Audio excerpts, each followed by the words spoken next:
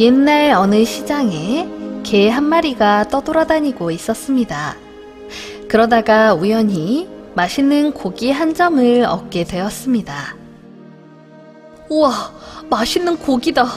오늘 진짜 운이 좋은 날이군. 개는 고기를 물고 조용한 곳으로 가서 맛있게 먹으려고 했습니다. 고기를 물고 개울 위 다리를 건너려는데 물 위에 비친 자신의 모습을 보게 되었습니다. 하지만 개는 개울에 비친 자신의 모습이 다른 개라고 착각을 하였습니다. 저 개도 고기를 물고 있잖아. 저것도 뺏으면 난 고기를 2개나 먹을 수 있겠지? 개는 재빠르게 개울가로 뛰어들었습니다. 고기를 뺏으려고 안간힘을 썼지만 고기를 뺏을 수는 없었습니다. 그건 그냥 자신의 모습이었으니까요. 이상하다. 그 개와 고기는 어디 있는 거지? 결국 원래 자기가 갖고 있던 고기까지도 개울가에 떨어뜨리고 말았답니다.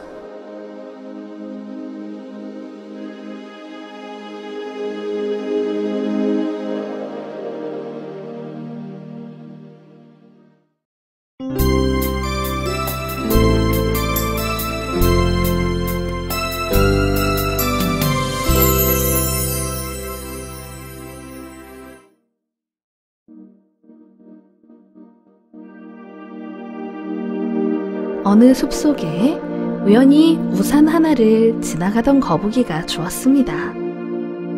거북이는 우와, 이거 사람들이 사용하는 물건 아니야? 야, 신기한걸? 이걸 쓰고 다니면 다른 동물들이 부러워하겠지? 거북이는 다른 동물들의 주목을 끌고 싶어서 날마다 우산을 쓰고 숲을 사이를 걸어 다녔습니다. 하지만 거북이를 본 긴팔 원숭이는 부러워하기는커녕 오히려 비웃으며 말했어요. 이렇게 맑은 날에 우산은 왜 쓰고 다니는 거야? 그러자 거북이는 비가 올 때를 대비해서 쓰는 거야. 원숭이는 거북이를 보며 이런 바보 같은 거북이를 봤나? 그러면 따뜻한 햇볕을 쬐을 수 없잖아. 차라리 우산에 구멍을 몇 개 뚫어봐. 그 말이 꽤 일리 있다고 생각한 거북이는 얼른 우산에 커다란 구멍을 몇 개 뚫었고 정말 구멍 사이로 햇빛이 들자 기뻐서 어쩔 줄 몰랐습니다.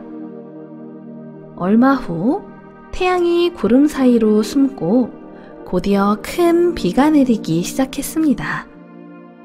그러자 우산 구멍으로 끊임없이 비가 들이치는 바람에 거북이는 그만 물에 빠진 생쥐꼴이 되고 말았답니다.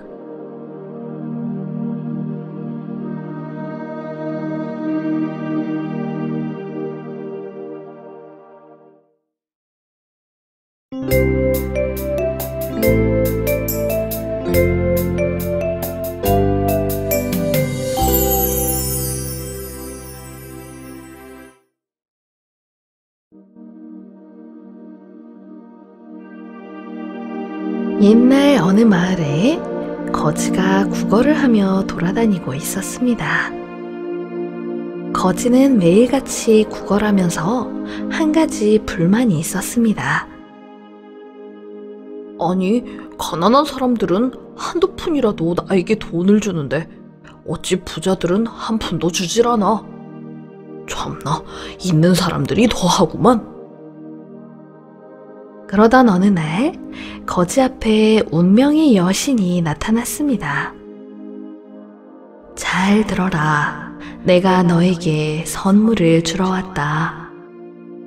거지는 너무 놀랐습니다. 네? 선물이요? 뭔데요? 내가 금화 한 자루의 양을 너에게 줄 것이다. 그런데 조심해야 할 것이 있다. 내가 주는 금화 한 자루만큼의 양을 담을 수 있는 자루가 너에게 있느냐? 거지는 자신있게 이야기했습니다. 당연히 있죠. 하지만 운명의 신이 자루를 자세히 보더니 내가 보기에 네가 가지고 있는 자루는 좀 작아 보이는데 내가 금화를 쏟아줄 때 네 자루 속으로 들어가는 금화는 너의 것이지만 땅바닥에 떨어지는 금화는 모두 쓰레기로 변할 것이다. 알겠느냐? 거지는 듣는 둥 마는 둥 네, 걱정 마시고 어서 금화를 선물로 주세요. 거지는 여신의 말을 깊이 새기지 않고 온통 금화에만 정신이 팔렸습니다. 우수수 떨어지는 금화에 너무나 기뻐 정신이 팔린 거지는 모두 담지도 못할 자루를 가지고 담으려 애썼습니다. 자루는 점점 꽉 차서 터지기 직전이었습니다. 이제 멈춰야 할 것 같지 않느냐? 거지는 역시 금화에만 정신이 팔려 있었습니다. 상관없습니다.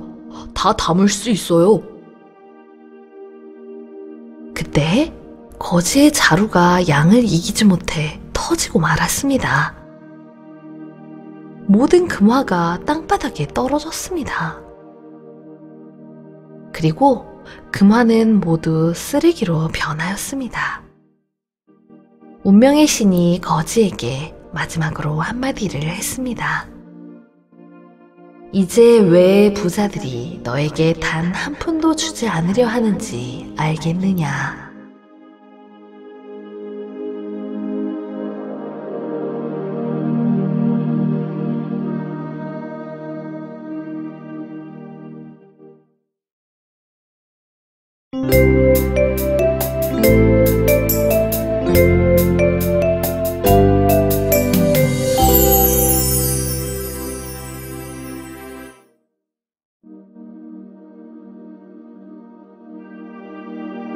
옛날 어느 마을에 수탉이 살고 있었습니다. 어느 날 수탉은 이런 생각을 하게 되었어요. 내가 얼마나 소중한 존재인지 사람들은 모르는 것 같아. 내가 아침에 꽃기호를 외쳐서 하루가 시작되는데 만약 내가 꽃기호를 외치지 않으면 사람들의 일과는 엉망진창이 될 거야. 수탉은 자기의 존재가 얼마나 중요한지 사람들에게 알려주고 싶었습니다. 그래서 그 다음날 아침 수탉은 꽃기호를 외치지 않았습니다. 그런데 이게 웬일인가요? 세상은 예전과 다름없이 잘 돌아갔습니다. 늘 그렇듯 사람들은 일찍 일어났고 평소와 같이 자기 일을 하였습니다. 이럴 수가. 나의 외침이 없으면 늦게 일어나야 하는데? 아니야. 내가 며칠 동안 꽃기호를 외치지 않으면 분명히 사람들은 내 존재를 중요하다고 생각하게 될 거야. 그래서 수탉은 며칠 동안 계속 아침에 꽃기호를 외치지 않았습니다. 그런데 이럴 수가요. 이게 뭐야? 내가 아침에 외치지 않아도 계속 알아서 잘 일어나고 평소처럼 일들도 잘하네? 내 존재의 소중함을 사람들은 모르겠구나. 그러던 어느 날이었습니다. 집주인이 닭장을 열었습니다. 아이고 이 녀석. 아침에 꽃기호 소리도 안 내고 오늘 손님도 왔으니 닭을 좀 대접해야겠다. 안 돼요. 이렇게 될 순 없어요. 수탉은 소리를 질렀습니다. 하지만 이런 수탉의 마음을 아는지 모르는지 집주인은 수탉을 잡아 손님에게 대접했답니다.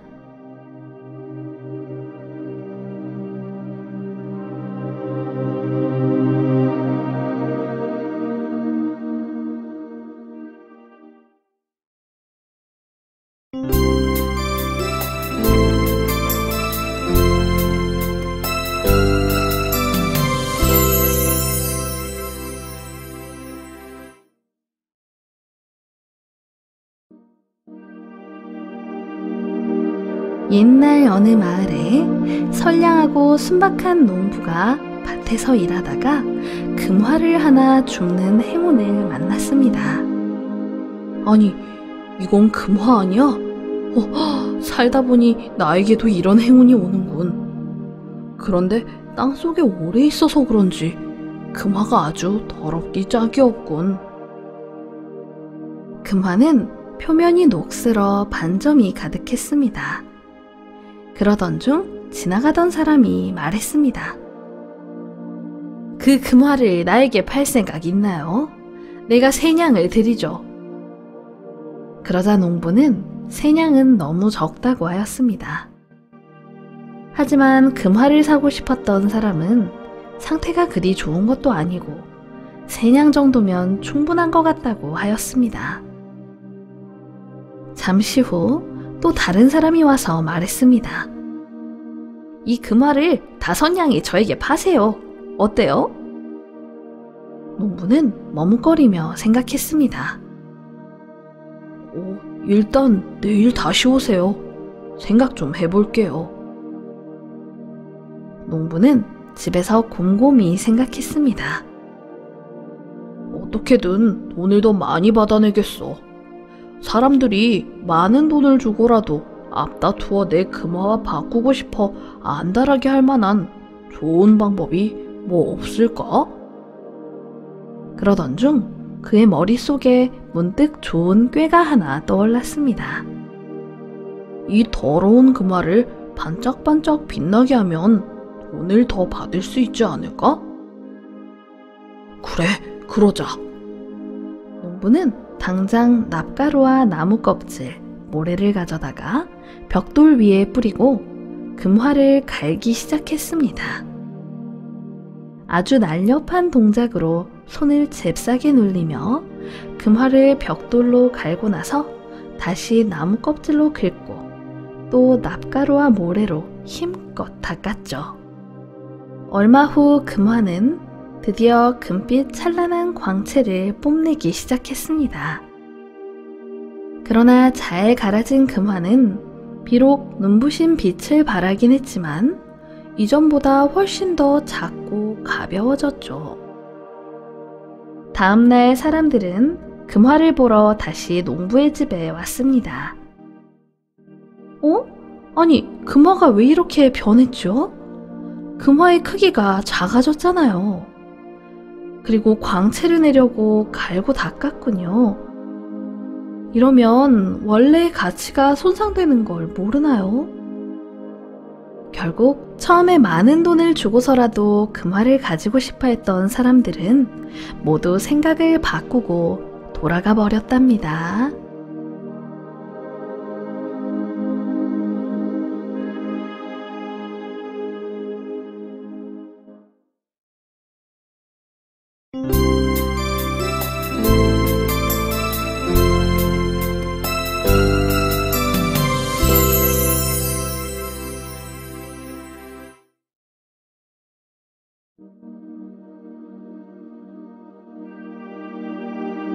옛날 어느 숲에 사는 원숭이가 우연히 거울 하나를 길 가다가 주웠습니다.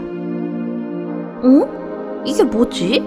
이건 사람이 쓰는 물건 같은데? 그 물건 안에서 아주 못생긴 녀석 하나를 발견할 수 있었습니다. 그렇죠. 거울이니까 그 못생긴 녀석은 바로 원숭이 자신이었죠. 하지만 원숭이는 그 모습이 자기 모습인 줄 몰랐습니다. 원숭이는 곰에게 가서 말했습니다. 곰아, 이 안에 있는 얘 좀 봐. 진짜 못생겼어. 이마에 주름이 잔뜩 있는 것이 정말 신기하고 괴상하게 생겼다니까. 똑똑한 곰은 물건을 살펴보고 이 물건이 거울인 것을 금방 알 수 있었습니다. 하지만 원숭이는 계속 얘기했습니다. 내 얼굴이 이놈 같지 않아서 천만다행이야. 안 그랬으면 나는 너무 괴로워서 힘들었을 거야. 그런데 내 친구들은 하나같이 이 못생긴 놈을 닮아 이상하고 괴상하게 생겼더라고. 그렇게 생긴 친구가 얼마나 많은지 세려면 끝도 없을 거야.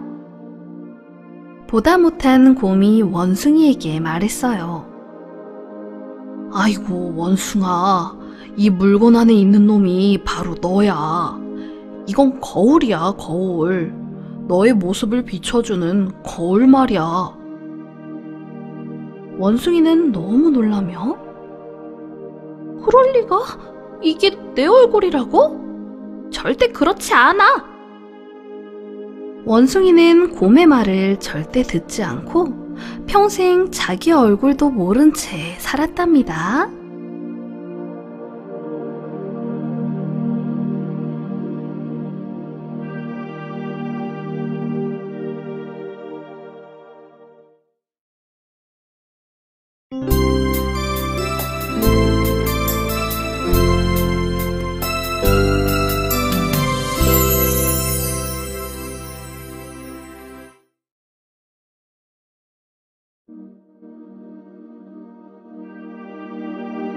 옛날 어느 마을에 부자가 살고 있었습니다. 이 사람은 항상 돈을 세는 것이 일이었습니다. 많은 돈이 혹시라도 없어질까봐 세고 또 세며 하루를 지냈습니다. 그러던 어느 날 부자는 생각했습니다. 아무래도 돈이 많은 걸 사람들이 알면 위험해. 이렇게 사느니 바닷가 주위로 이사를 가야겠어. 이리하여 부자는 사람들이 잘 오지 않는 바다 근처로 이사를 하게 되었습니다. 그리고 방 안 금고에 돈을 잘 쌓아놨습니다. 그런데 그가 집을 비운 사이 원숭이가 집 안으로 들어왔습니다. 여기 웬 금고가 있네? 우와, 돈이 많구나! 원숭이는 돈을 조금 가져가서 바다에 뿌렸습니다. 원숭이는 부자의 집에 몰래 들어가서 돈을 가지고 장난을 치기 시작했습니다. 벌써 며칠이나 장난은 계속되었습니다. 원숭이의 장난인지 전혀 모르는 부자는 돈이 자꾸 없어지는 것을 알고 몰래 숨어서 누구의 짓인가를 살피기 시작했습니다. 이상하다. 도둑이 든 흔적이 없는데 왜 자꾸 돈이 없어지지? 어떤 놈이지? 잡히기만 해봐라. 그러던 어느 날 부자는 원숭이가 자기 돈을 몰래 가지고 바닷가에 뿌리는 모습을 보게 되었습니다. 부자는 원숭이를 잡아다가 혼을 냈습니다. 내가 어떻게 모은 돈인데 그걸 바닷가에 뿌리다니, 내 이놈! 그러자 원숭이가 부자에게 말했습니다. 돈을 금고에 쌓아놓고 쓰지를 않으니 차라리 바다에 기부하는 게 낫죠.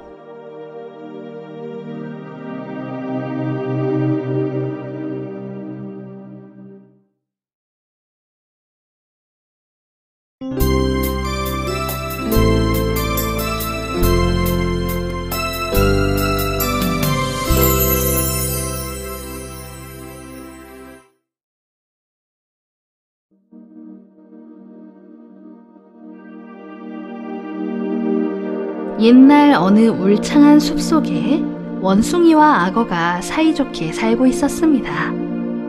원숭이는 악어에게 솔직하고 진실했지만 악어는 사실 다른 속셈이 있었습니다. 어느 날 원숭이가 강둑에 있는 나무 위에 앉아 과일을 맛있게 먹고 있는데 악어가 가까이 와서 친구, 오늘이 내 아내의 생일인데 특별히 자네를 초대하고 싶군. 우리 집에 같이 가자. 식사도 준비해놨으니 우리 맛있게 저녁을 먹자. 악어가 친절하게 초청을 해서 원숭이는 아무 망설임 없이 악어의 등 위로 뛰어내려 잔치에 참석하러 갔습니다. 원숭이를 태우고 강 중앙까지 온 악어는 더 이상 마음속에 감춰둔 꿍꿍이를 숨기지 못하고 입을 열고야 말았습니다. 바보 같은 원숭이 녀석. 넌 나한테 속았어. 오늘은 내 아내의 생일이 아니야. 그저 네 심장을 뺏고 싶어서 널 속였을 뿐이야. 원숭이는 생각지도 못한 악어의 말에 너무 놀랍고 화가 끓어올랐지만 겉으로는 조금도 내색하지 않고 말했습니다. 그랬구나. 그럼 왜 일찍 말하지 않았니? 내 심장은 집에다 두고 왔어. 네가 정 갖고 싶다면 미안하지만 나를 집까지 다시 데려다 줘야겠는데? 뭐? 두고 왔어? 아이고 참. 그 말을 고지고대로 믿은 악어는 원숭이를 다시 강둑으로 데려다 주었습니다. 물론 원숭이는 강둑에 오르자마자 곧바로 멀리 달아났고 악어에게 말했습니다. 이 바보 같은 악어야. 심장이 어떻게 몸 밖에 있을 수가 있니? 이제 너랑은 끝이야.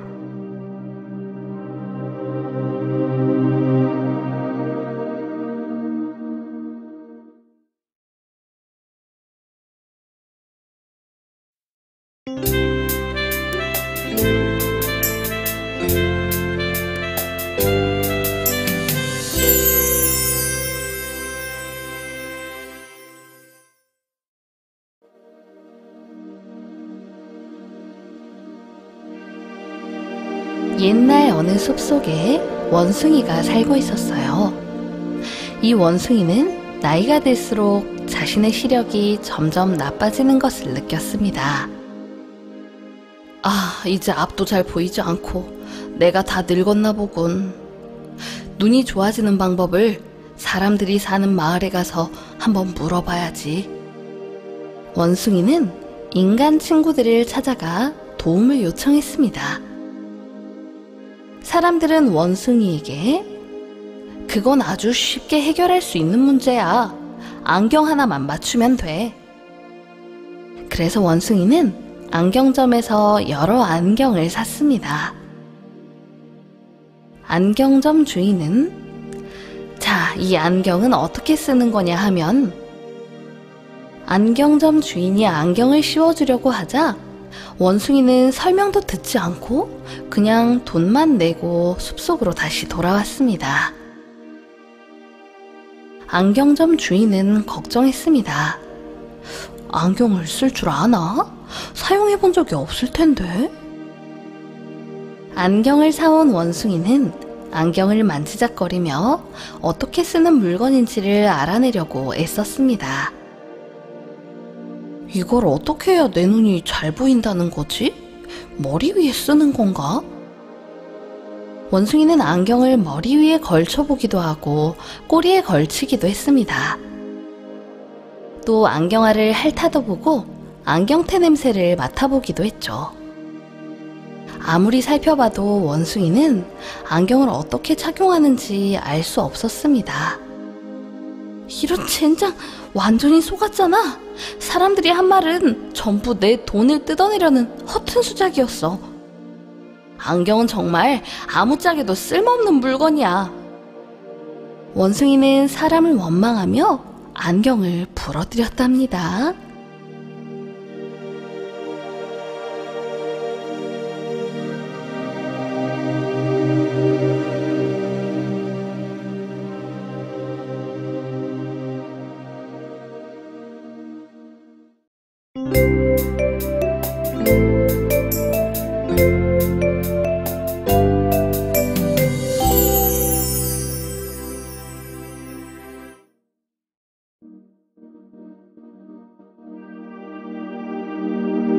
옛날 옛적에 세 사람이 동업을 하게 되었습니다. 이들은 너무 열심히 일했고 장사가 아주 잘 되었습니다. 그들은 잠시 영업을 중단하고 이익을 나누기로 했습니다. 세 사람이 앉아서 서로 이익 계산을 하는데 계산이 맞지 않았습니다. 이유는 서로가 조금이라도 더 가지려고 하다 보니 싸움이 일어나게 된 것입니다. 싸움은 계속되었고 점점 언성이 높아져 갔습니다. 그때 갑자기 이웃집 가게 주인이 달려와서 말했습니다. 큰일 났어요. 시장이 불이 났어요. 빨리 피하세요. 그러자 동업자들은 자기는 단돈 몇 푼이라도 받아야 떠나겠다며 꼼짝하지 않는다는 겁니다. 다른 동업자도 자기가 손해를 볼 수 없다고 절대 움직일 수 없다는 겁니다. 자, 결국 어떻게 되었을까요? 그렇습니다. 불길은 더욱 커지기 시작했고 연기는 자욱해졌습니다. 그들은 그렇게 갖고 싶던 돈과 함께 인생을 마쳤답니다.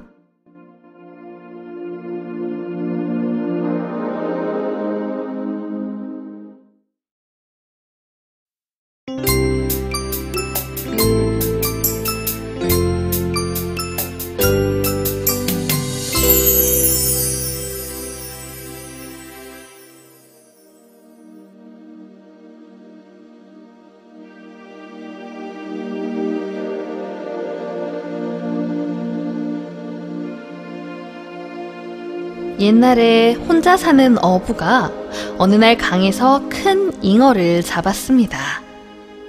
그런데 잉어를 보자 갑자기 이런 생각이 들었어요. 에휴, 불쌍한 잉어. 왜 갑자기 이런 생각이 들까? 그래서 집으로 돌아온 어부는 잉어를 잡아먹지 않고 항아리 안에 넣어 길렀어요. 하루는 밖에 나갔다 돌아오니 방에 밥상이 차려져 있지 않겠어요? 아니, 나 혼자 사는 집인데 누가 밥상을 차려놓았지? 도둑이 들었나? 이렇게 고마운 도둑이 또 있나? 다음 날도 그 다음 날도 계속 일을 하고 집으로 돌아오면 집에 맛있는 밥상이 차려져 있었어요. 이거 수상한데? 귀신인가? 다음 날 어부는 일하러 가는 척 하다가 몰래 숨어서 집안을 살펴보았어요. 그런데 항아리에서 잉어가 여자로 변하여 나오지 뭐예요? 잉어 색시는 부엌에서 밥을 지었어요. 그리고 다시 항아리로 들어가려고 했어요. 색시! 잉어 색시! 어부가 부르자 잉어 색시는 무척 놀랐어요. 아니, 이런. 잉어가 날 위해 색시로 변해 밥상을 차려주다니. 잉어 색시는 어부를 보며 말했습니다. 사실 저는 용왕님의 딸이랍니다. 세상 구경을 하려고 나왔다가 그만 어부님께 잡혀버렸죠. 절 살려주셔서 정말 감사해요. 색시, 저는 혼자 사는 저지인데 저와 결혼해 주시오. 총각이 용기를 내어 말했습니다. 그러자 색시가 대답했죠. 그러면 조건이 있어요. 제가 목욕하는 것만큼은 1년 동안만 절대 쳐다보지 말아주세요. 알겠소. 약속을 지키겠습니다. 그렇게 어부는 잉어 색시와 함께 살게 되었어요. 둘은 너무나 행복했답니다. 서로서로를 의지하며 열심히 살고 있었어요. 1년이 다 되어가던 어느 날 어부는 몰래 색시가 목욕하는 것을 그만 훔쳐보고 말았어요. 그러자 색시는 곧 잉어로 변하더니 파드닥거리지 뭐예요? 잉어가 말했어요. 1년 동안 약속을 지키셨다면 저는 서방님의 아내로서 영영 사람이 될 수 있었을 텐데. 여보, 그게 미안하오. 결국 어부는 눈물을 흘리며 잉어를 강에 놓아주었답니다.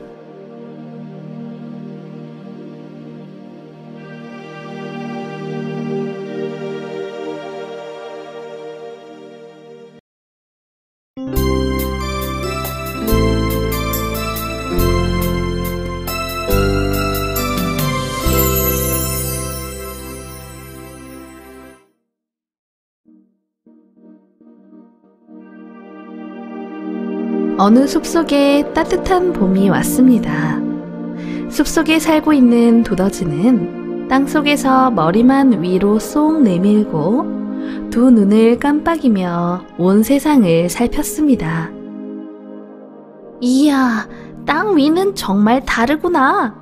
꽃들이 만발하고 흰 토끼는 풀밭에서 뛰어놀며 나비는 꽃덤불 사이에서 춤추고 청개구리는 연못가에서 헤엄을 치고 종달새는 파란 하늘을 날아다니는구나. 두더지는 바깥 세상이 너무 좋아서 멍하니 바라만 보고 있었습니다. 그런데 그때 토끼가 말했어요. 두더지야, 우리 같이 밖에 나와서 우리와 함께 일도 하고 운동도 하면 어때? 두더지는 걱정이 되었어요. 내가 그럴 수 있을까? 난 땅속에 오래 있었기 때문에 일도 운동도 잘 못해. 아니야. 우리 동물들과 같이 지내면 너의 몸도 분명히 건강해질 거야. 그때 옆에서 날아다니던 나비도 두더지를 보며 어서 나와서 신선한 공기를 마셔보라고 얘기하였습니다. 모두 환영한다고 이야기했습니다. 두더지는 토끼와 나비에게 고마워, 내일은 꼭 같이 놀게. 구멍 속으로 다시 들어간 두더지는 흥분이 되어 어쩔 줄 몰랐습니다. 그리고 내일부터는 반드시 새로운 삶을 살겠노라고 굳게 결심했죠. 그리고 다음날 아침이 되었습니다. 두더지야, 이제 나와. 같이 놀자. 다음날 아침이 되자 나비가 두더지를 불렀습니다. 꿈을 꾸다가 화들짝 놀라 잠이 깬 두더지는 나비를 보고 미안해하며 말했습니다. 아, 미안해. 내가 너무 늦게까지 잠을 잤지? 오늘은 너희 먼저 가. 내일은 나도 꼭 일찍 일어날게. 그러나 그 다음날 아침 청개구리가 와서 두더지를 불렀지만 두더지는 여전히 콜콜 잠만 자고 있었습니다. 청개구리가 불러서 깨우자 두더지는 또 자기를 원망하며 말했죠. 아, 또 엉망진창이 되고 말았네. 오늘도 늦게 일어났잖아. 청개구리야, 미안한데 너희 먼저 가. 내일은 너희가 와서 깨워주지 않아도 돼. 내가 아침 일찍 꼭 갈게. 하지만 그 다음날 아침에도 두더지의 모습은 보이지 않았습니다. 두더지는 또 쿨쿨 잠을 자고 있었기 때문입니다. 그 후로는 아무도 두더지를 부르지 않았습니다. 그러면 두더지는 어떻게 되었을까요? 두더지는 여전히 온종일 깜깜한 구멍 속에 누워 잠만 잤고 항상 밖을 내다보며 나는 언제쯤 바깥 세상에 나가서 다른 동물이랑 같이 놀 수 있을까?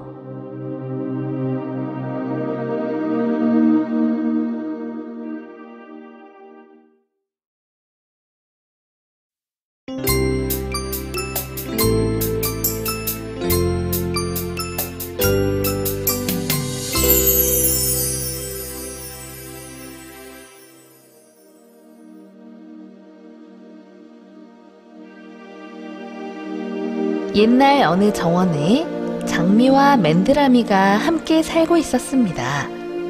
그러던 어느 날 맨드라미가 장미를 보며 부러운 듯 말했습니다. 장미야, 너는 세상에서 제일 아름다운 꽃이야. 사람들이 전부 너만 사랑하잖니? 난 너의 그 아름다운 색깔과 향기가 정말 부러워. 그러자 장미는 쓴웃음을 지으며 대답했습니다. 맨드라미야, 나는 피었다가 금방 지는 꽃이야. 사람들이 꺾어가지 않아도 금방 져버린단다. 하지만 맨드라미 너는 한 번 피면 오래도록 시들지 않고 갓 피어난 모습을 간직하니 나야말로 네가 부러운 걸.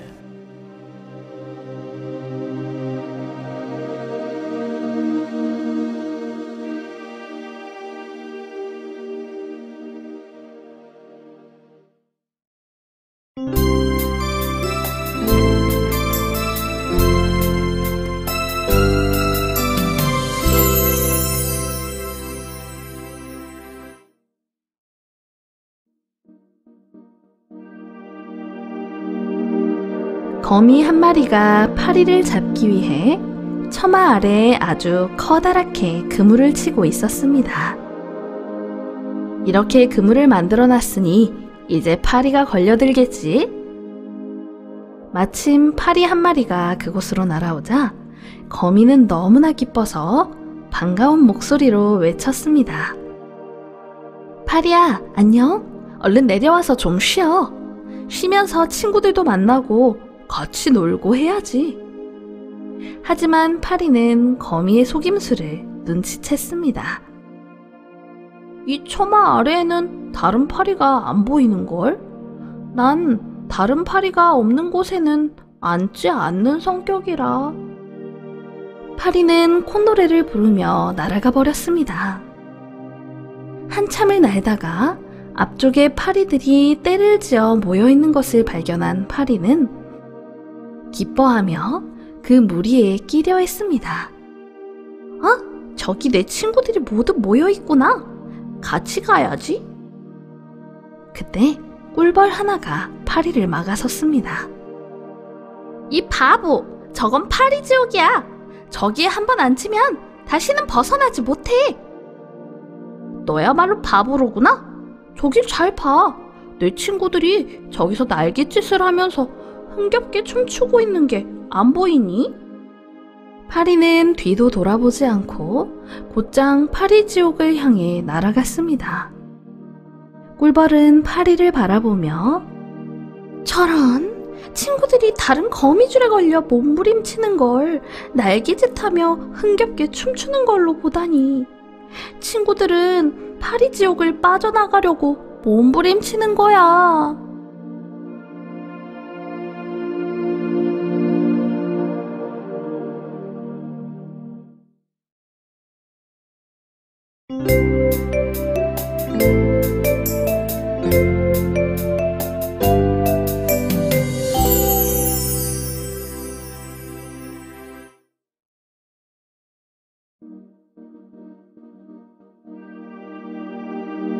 옛날 어느 마을에 착하고 부지런한 정원사가 살고 있었습니다.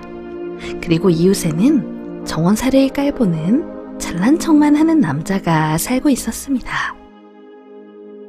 그러던 어느 날 잘난 척을 하는 남자가 정원사에게 말했습니다. 이보게 정원사, 난 당신을 보면 안쓰럽네. 늘 이렇게 힘든 일만 하고 있으니 딱하기 그지없군. 그러자 정원사는 절대 그렇지 않습니다. 저는 정원사의 일을 하면서 큰 보람을 느낍니다. 남자는 정원사의 말이 우습다는 듯 이보게, 자네가 하는 일은 그리 어렵지 않네. 내가 책을 많이 읽어 계획을 세우면 자네보다 훨씬 금방 잘 해낼 수 있는 일이네. 정원사는 다시 남자에게 차분하게 말했습니다. 글쎄요, 이 일은 책만 읽어서는 안 됩니다. 부지런하고 열심히 가꿔야만 늘 풍족하게 수확을 거둘 수가 있습니다. 그러자 남자는 허허, 내 말을 못 믿는 거냐? 좋다. 내가 책을 읽고 계획을 세워 훨씬 너보다 잘한다는 걸 보여주겠다.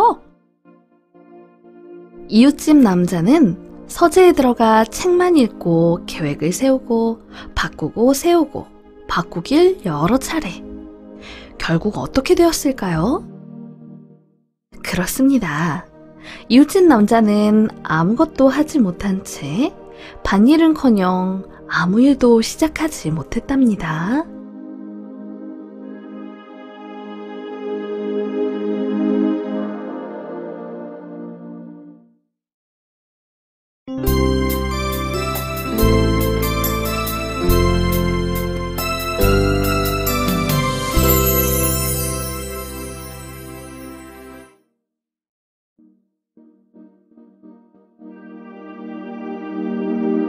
어느 숲속에 새끼제비가 살고 있었습니다. 어느 날 새끼제비가 우연히 개미들이 먹을 것을 운반하는 모습을 보게 되었습니다. 궁금증을 참지 못한 새끼제비는 개미들에게 물었습니다. 개미들아, 지금 뭘 하고 있는 거니? 먹잇감을 바로 먹지 않고 어디로 가져가니? 개미가 말하길, 겨울을 날 동안 먹을 것을 준비하고 있지. 겨울에는 먹이 구하기가 힘들어서 미리미리 준비를 해놓는 거야. 새끼제비는 자기도 겨울에 먹을 것을 준비해놔야 할 것 같아서 먹잇감을 많이 가지고 집으로 왔습니다. 이 광경을 본 어미 제비는 새끼 제비에게 물었죠. 웬 먹잇감을 이렇게 많이 가지고 왔니? 네, 겨울을 나는 동안 먹을 것들을 준비하는 거예요. 엄마도 같이 준비해요. 개미가 저한테 가르쳐줬어요. 엄마 제비는 새끼 제비에게 말했습니다. 아, 그랬구나. 그런데 아가야, 개미들한테 맞는 생활 방식이라고 해서 제비들에게도 좋다고 할 수는 없거든. 인자한 대자연은 우리에게 더 좋은 운명을 준비해 놓으셨단다. 아름다운 여름이 지나면 우리는 이곳을 떠나 더 따뜻하고 먹이가 많은 늪지로 날아갈 거야. 꽃피는 따뜻한 봄이 올 때까지 쉬었다가 다시 이곳으로 돌아올 거란다.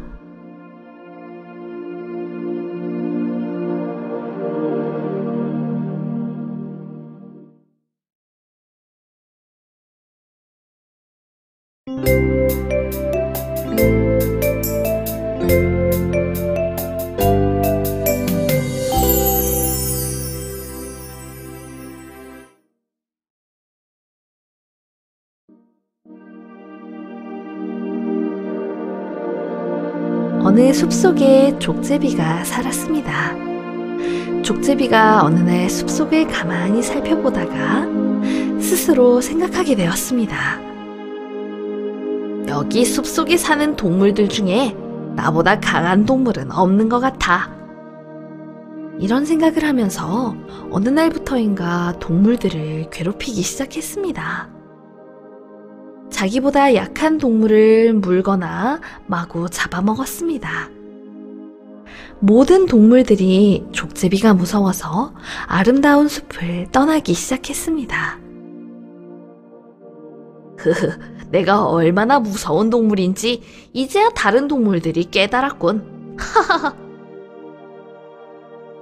그러던 어느 날 족제비는 사람 사는 마을로 구경을 가게 되었습니다.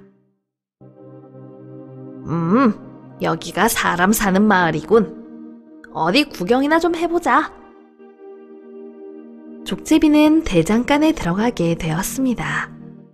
그리고 대장장이들에게 말했습니다. 이보게, 난 숲속의 왕이네.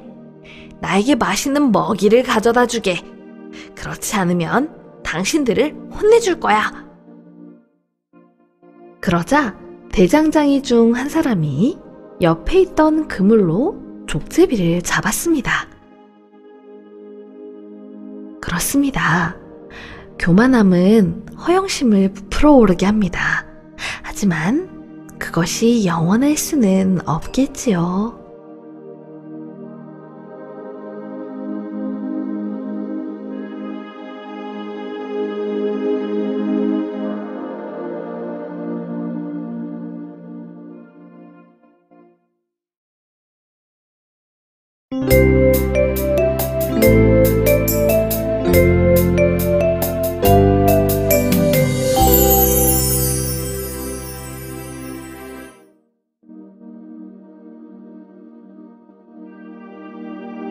옛날에 아주 위대한 장군이 있었습니다. 그의 이름은 조사였습니다. 조사는 아들에게도 전쟁에 대한 병설을 가르쳤습니다. 아들 조괄 역시 영리하여 병법을 잘 소화해냈습니다. 하지만 조사에게 걱정이 있었습니다. 아들 조괄이 영리하여 병법을 잘 공부하고 있기는 하나 실제 전쟁에 나가 군사들을 이끌 실력이 되지는 않기 때문입니다. 전쟁의 작전 수행을 도우는 사람이 될지언정 장군감은 아니어서 걱정이었죠. 조사는 가장 친한 친구에게 속마음을 이야기했습니다. 그리고 친구에게 부탁하였습니다. 나중에 내가 죽거든 절대 내 아들이 장군이 되게 해서는 안 되네. 전쟁은 이론과 용맹만 있다고 되는 것이 아니라네. 장군이 될 만한 타고난 그 무언가가 있어야 하나 내 아들은 절대 장군감이 아니네. 내 아들이 죽는 것보다는 잘못하면 나라가 망하니 절대 장군이 되어 지휘를 하게 해선 안 되네. 혹시 내가 세상을 떠난 후 나라의 왕이 내 아들을 총지휘 장군으로 임명하면 그 일을 막아주게나. 이렇게 친구에게 얘기하고 얼마 지나지 않아 조사는 지병으로 세상을 떠나게 되었습니다. 그러자 바로 이웃나라에서 전쟁을 일으키며 쳐들어오기 시작했습니다. 조사가 생전에 염려한 대로 왕은 조사의 아들 조괄을 장군으로 임명하였습니다. 이때 조사의 친구가 조사의 아들 조괄의 장군 임명을 반대하고 염려되는 이유를 왕에게 말하였습니다. 하지만 왕은 조언을 듣지 않고 조괄을 전쟁의 장군으로 임명하고 전쟁을 시작했습니다. 결국 조괄은 전쟁에서 대패하였고 나라는 멸망하게 되었습니다.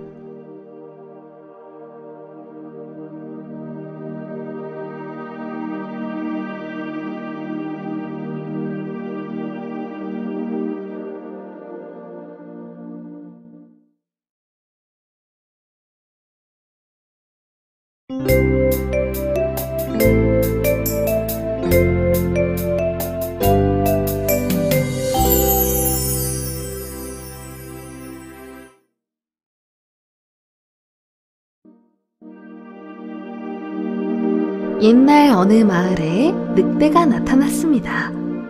마을에 늑대가 나타난 건 왜일까요? 숲속에는 먹을 것이 없어 마을까지 내려오게 된 겁니다. 아, 너무 배가 고프구나. 어디 먹을 게 없나?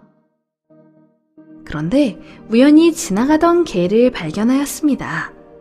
그 개는 살이 아주 포동포동 쪄 있었습니다. 안녕 개야. 너 이 동네 사니? 넌 뭘 먹고 지내는데 그렇게 살이 쪘니? 어디서 많이 얻어먹나 보구나.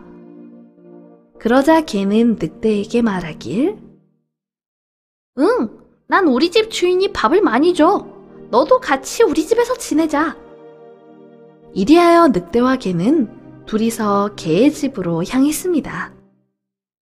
그런데 늑대는 개의 목에 난 상처를 발견하게 되었습니다.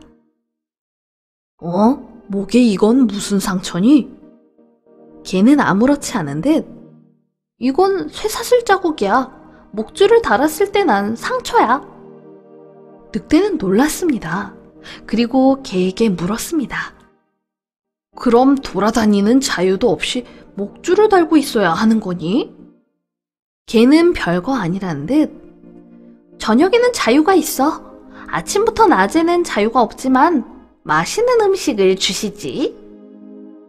그러자 늑대가 말했습니다. 안 되겠다.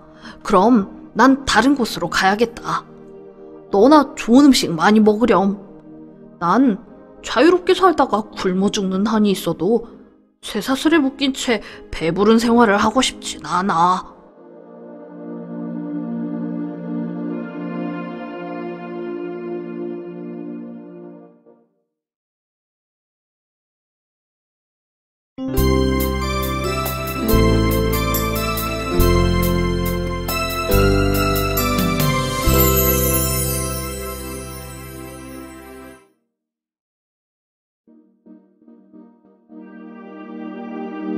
옛날 어느 연못가에 쥐 한 마리가 늪지 근처를 한가로이 거니는데 청개구리 한 마리가 다가와 말을 걸었습니다. 쥐야, 우리 집에 한번 놀러 오지 않을래? 내가 맛있는 요리를 잘하거든. 같이 맛있게 먹자. 그래, 알았어, 가자. 쥐는 청개구리의 요청을 기쁘게 받아들였습니다. 그런데 쥐야, 우리 집에 가려면 연못을 건너야 해. 뭐? 난 물을 무서워해. 걱정 마. 내 등 위에 타면 내가 열심히 헤엄치면서 가면 돼. 이리하여 청개구리와 쥐는 연못을 건너려고 하는데 쥐는 막상 물을 보니 다시 간이 콩알만해져서 외쳤지요. 난 안 되겠어. 잘못했다가는 물에 빠져 죽을 거야. 그러나 청개구리는 그 말에는 아랑곳하지도 않고 쥐를 물속으로 있는 힘껏 끌어당겼습니다. 청개구리는 신선한 쥐 요리를 먹을 상상에 푹 빠져 있었던 거죠. 순간 청개구리의 못된 심보를 알아차린 쥐는 더욱 연못 속으로 들어가려 하지 않았어요. 하지만 청개구리는 계속 연못으로 끌어당기기 시작했습니다. 한쪽은 끌려가지 않으려고 발버둥치고 또 한쪽은 억지로 끌고 가려고 발버둥치고 팽팽한 줄다리기를 하기 시작했습니다. 이 흥미로운 광경이 독수리에게 포착되었습니다. 아니, 저거 뭐야? 내 먹잇감이 둘이서 저러고 있네. 순식간에 땅을 향해 날아든 독수리는 잽싸게 쥐를 낚아챘습니다. 그러자 청개구리도 따라서 끌려 올라갔습니다. 쥐가 큰 소리로 외쳤어요. 청개구리 놈이 나쁜 짓을 해서 이렇게 되었으니 저는 놓아주세요. 그러자 독수리가 말하길, 청개구리가 기막힌 수를 쓴 덕택에 오늘 저녁에는 개구리와 쥐 요리를 한꺼번에 먹게 되었네. 좋다.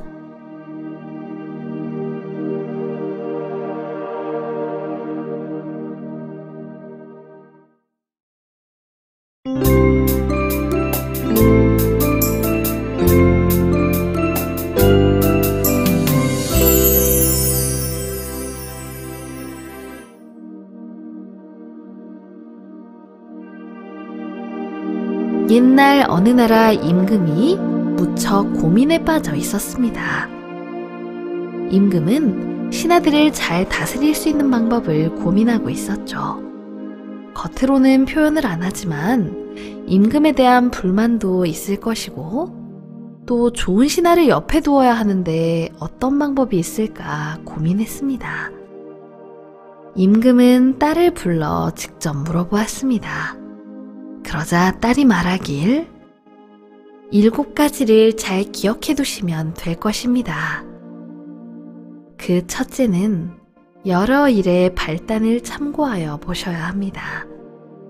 둘째는 잘못된 일은 반드시 처벌하여 위험을 밝히시고, 셋째로 잘한 일은 상을 주어 능력을 다하게 하십시오. 넷째는 매일 신하들의 말을 들어보셔야 합니다. 다섯째로 의심나는 명령을 내려보고 거짓으로 잘못을 시켜보시길 바랍니다. 여섯째, 아는 것을 감추고서 물어보십시오. 일곱째는 말을 거꾸로 하여 반대되는 일을 시켜보는 것입니다. 임금은 매우 어려운 표정을 지었습니다. 과연 그렇게 하면 좋은 신하를 알아볼 수 있을까 하고 말입니다. 딸이 임금에게 말했어요. 왕이시여, 제 나라를 기억하시길 바랍니다. 제 나라 궁에서는 항상 300명과 함께 우라는 악기를 불렀습니다. 이 부는 악기를 300명이 동시에 부니 개개인의 실력을 몰랐으나 훗날 한 명씩 불러보라는 명령이 떨어지자 300명 중 반 이상이 궁을 몰래 도망갔다 하였습니다. 실력이 없는 자가 실력 있는 자의 자리를 차지하게 되면 그 나라는 오래가지 못할 것입니다.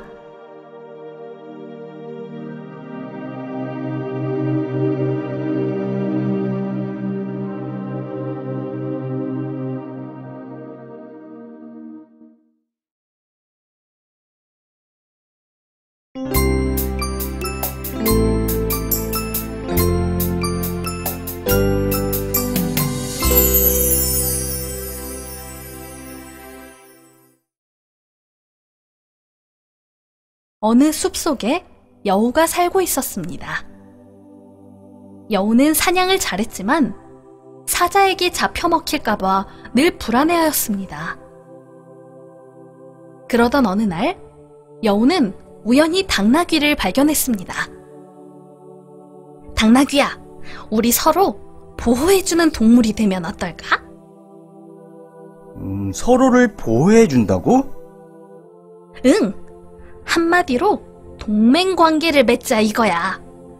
먹이도 공유하고 위험한 일이 생기면 서로 알려주고. 어때? 그래, 그러자. 그리고 둘은 깊은 숲으로 먹이를 찾으러 가게 되었습니다. 그런데 그들은 멀리 가지 않아 사자와 맞닥뜨리고 말았습니다. 여우는 당나귀에게 말했습니다. 내가 사자에게 살며시 다가가서 상황을 보고 올게. 우릴 잡아먹을 건지 아니면 배가 부른 상태라 우리에게 관심이 없는지 말이야. 그래, 조심해. 그리고는 여우가 사자에게 다가갔습니다. 그런데 그 순간 사자와 눈이 마주쳤습니다. 상황이 너무나 긴박했기에 여우가 살며시 사자에게 다가가더니 저를 잡아먹지 말아주세요. 그러면 당나귀를 속여 잡아먹을 수 있게 도와드릴게요. 이렇게 여우는 위기를 모면했습니다. 여우는 당나귀에게 돌아와서 절대 위험한 일은 없을 거야. 나만 믿어. 아, 그래. 다행이다. 여우는 당나귀를 안심시키고 사자 근처를 지날 때 깊은 구덩이로 데리고 가 당나귀를 빠지게 했습니다. 어린이 여러분, 여우는 어떻게 되었을까요? 당나귀가 잡힌 것을 본 사자는 그 자리에서 여우를 먼저 잡아먹고는 그 다음에 당나귀마저도 잡아먹어버렸답니다.